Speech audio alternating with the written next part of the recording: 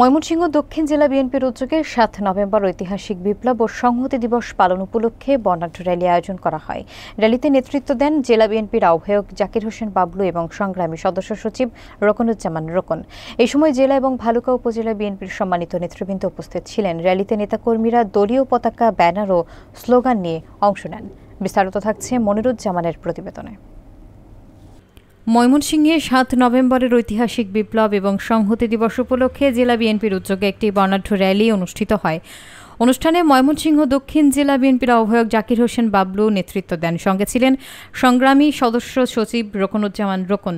এছাড়াও ভালুকা উপজেলা বিএনপির ভারপ্রাপ্ত আহ্বায়ক মোহাম্মদ মোর্শেদ আলম। র্যালিতে জেলা, উপজেলা এবং পৌর বিএনপির নেতাকর্মীরা অংশ নেন। পতাকা, ব্যানার ও স্লোগান সহকারে শহরের প্রধান সড়ক প্রদক্ষিণ করে তারা দেশ ও দলের ঐক্য বজায় রাখার গুরুত্বের ওপর জোর দেন এবং গণতন্ত্র, মানবাধিকার ও নির্বাচনে সঠিক প্রক্রিয়া নিশ্চিত করতে উদ্দীপনা প্রকাশ করেন। এ কর্মসূচিতে অংশগ্রহণকারীরা ঐতিহাসিক দিনের তাৎপর্য তুলে ধরে বলেন, ৭ নভেম্বর সৈনিক জনতার ঐক্যের মাধ্যমে যে বিপ্লব ঘটেছিল তা আজও দেশের গণতান্ত্রিক সংগ্রামের প্রেরণা হিসেবে কাজ করছে।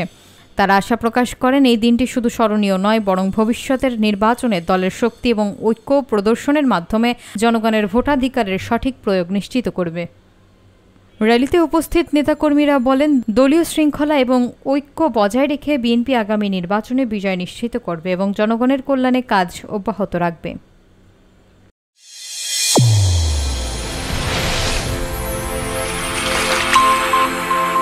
চ্যানেল A1 হৃদয়ের স্পন্দন।